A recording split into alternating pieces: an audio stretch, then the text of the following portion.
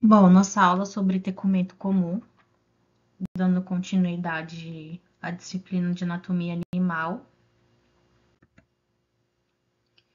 Então, nessa parte, no tecumento comum, a gente vai estudar sobre a pele, né, e seus anexos, sobre todo o revestimento da pele.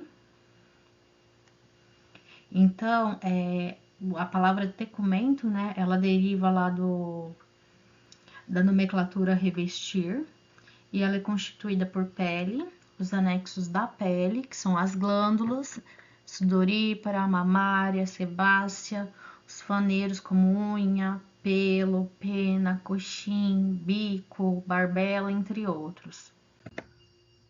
E a função, então, desse tecumento é fornecer proteção, né, contra agentes físicos, químico, mecânico, auxiliar ali no processo de locomoção através das penas, né, principalmente nas aves, através da nutrição, a gente tem as glândulas mamárias, né, na produção de leite. Outra função é o acúmulo de substâncias de reserva, então a gente tem o tecido adiposo, que ele auxilia também a acumular, né, armazenar essas substâncias de reserva, de energia. A gente tem a função de manter a temperatura corporal através da sudorese. A sudorese não é só um processo de eliminação, né, de resíduos pelo organismo, mas é um processo também de eliminação de água, a fim de manter a temperatura, né? Então a gente tem um processo de evaporação, né, que sai calor, digamos assim, do animal e mantém essa temperatura quando está em ambientes muito quentes. E também pelo fornecimento de informações sensitivas. Haja vista que há receptores, né, nesse tecumento comum.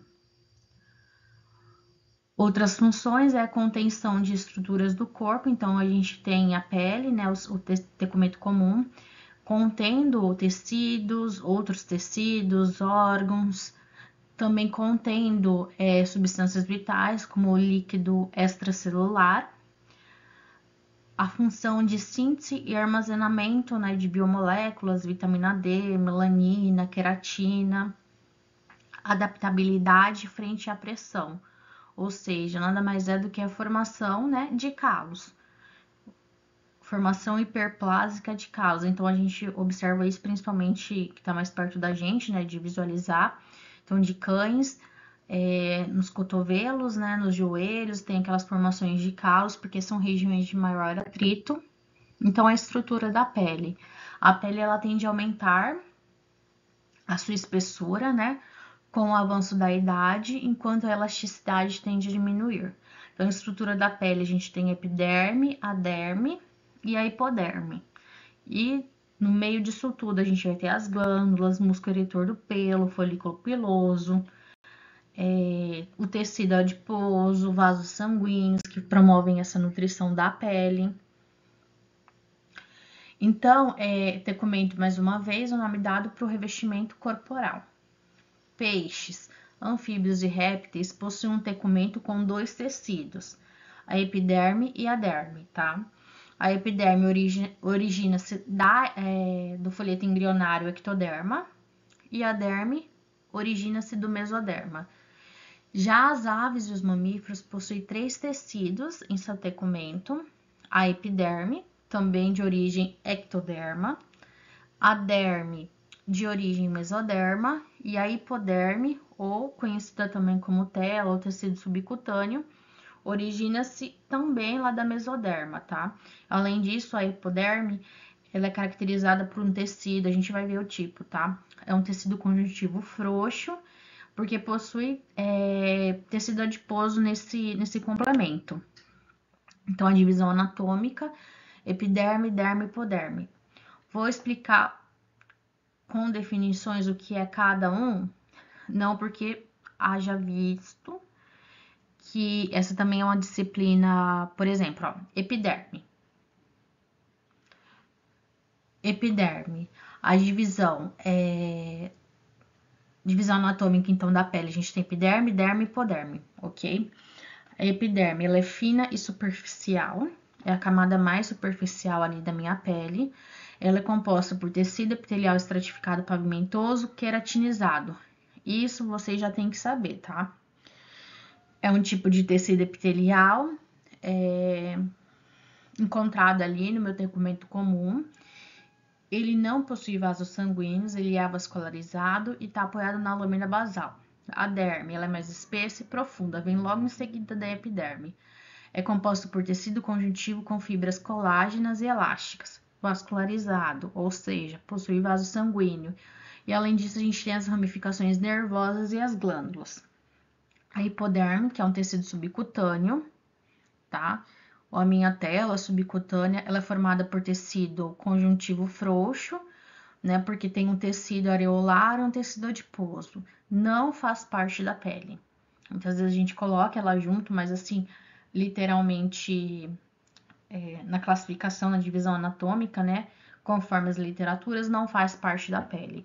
Ela é um tecido de suporte, conexão entre a pele e outras estruturas adjacentes. Por exemplo, a pele, entre a pele, né? A gente vai ter a derme, a epiderme, a hipoderme, que é minha camada, digamos assim, de tecido adiposo, e depois a gente tem o tecido muscular. Então, ela faz essa conexão entre a pele propriamente dita e outro tecido. Então, a epiderme, ela possui 5 camadas: a córnea, a lúcida, a granular, a espinhal e a basal. E essas diferentes camadas, né, que elas vão sendo substituídas.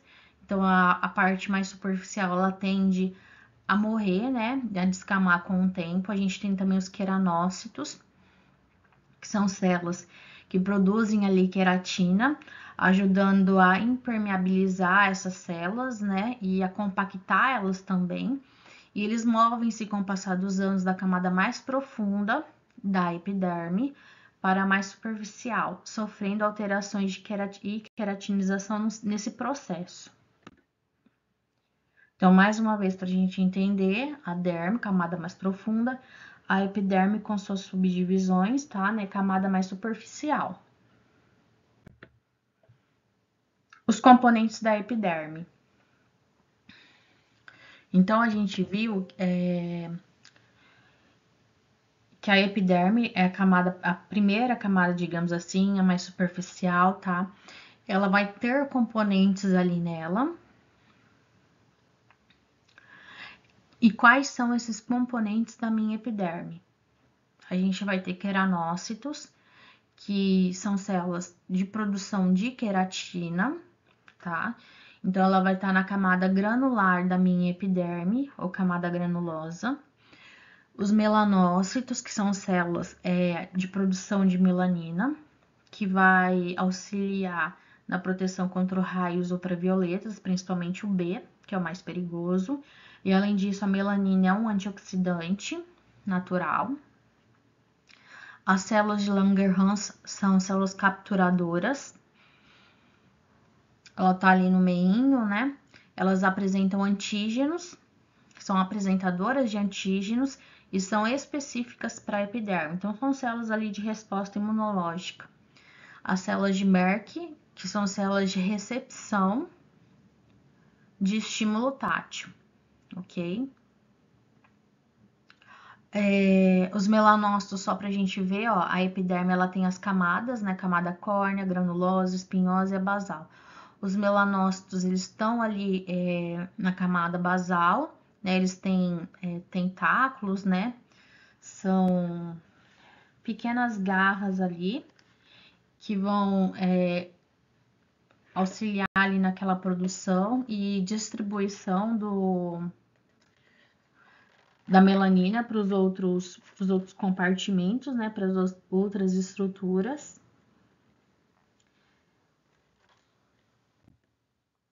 Então, só para ilustrar, né, as células que a gente acabou de falar, as de queratina, que produzem queratinos, queratinócitos, melanócitos, as células de Langerhans, as células de Merkel.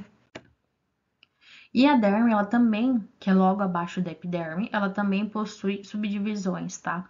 A gente tem o extrato papilar e o extrato reticular. O extrato papilar, ele é rico em fibroblasto, fibras colágenas e elásticas, mastócitos e macrófagos, e a função do extrato papilar, né, é conferir firmeza e tônus para aquela derme.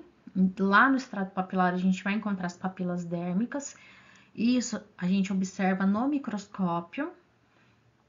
O extrato reticular ele é mais profundo e espesso, com feixes de fibra colágena que se estendem até a tela subcutânea, que é lá a hipoderme, tá?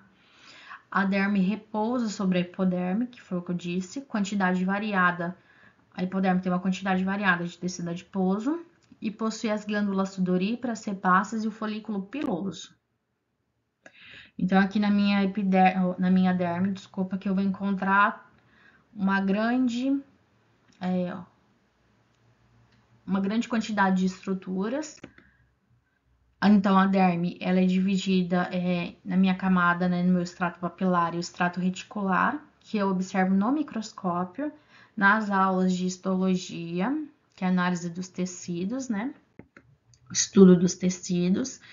A hipoderme, então, só lembrando, ela não faz parte, conforme literatura, do tecumento, né, da pele.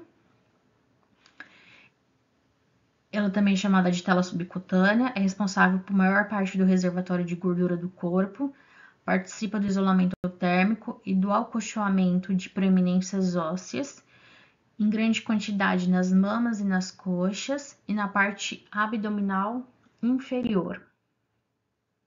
Os anexos, né? Então, a gente tem os pelos, cabelos, unhas, garras, corno, chifre, entre outros, que fazem parte dos anexos do documento comum. Então, vamos começar pelos pelos e cabelos. É uma característica fundamental dos mamíferos, possui disposição variada. A função é termorregulação, ou seja, auxilia ali na regulação da temperatura, proteção da pele, tá errado aí, vou corrigir, proteção da pele, auxilia na flutuação, né? A gente tem alguns animais alguns mamíferos, né, aquáticos, então auxilia ali na flutuação desses mamíferos, e o pelo ele é composto por duas partes, a haste, que é mais superficial, né, ou eixo, e a raiz. Além disso, a gente tem o folículo piloso. O folículo piloso, ele é um tubo epidérmico, onde se abre os ductos das glândulas sebáceas. Então, dentro desse tubo epidérmico, a gente vai encontrar o pelo, propriamente dito, tá? A raiz do pelo, a haste do pelo, e junto ali, com esse tubo epidérmico, que é o folículo piloso, a gente vai ter a glândula sebácea. Em anexo a ele, em estrutura lateral, a gente já tem o músculo eretor do pelo. Então, mais uma vez, ilustrando como que é esse músculo eretor do pelo. Um tipo de classificação também, a gente vai ver dois tipos de classificação do pelo. É quando a gente tem o folículo primário, ou de revestimento, e o folículo secundário ou lanoso. Essa classificação, né, se é primário, secundário, enfim, ela baseia-se quanto à sua estrutura e função. Então, os pelos primários ou de revestimento, eles são mais grossos, rígidos e longos. São eles que formam a cobertura externa do animal.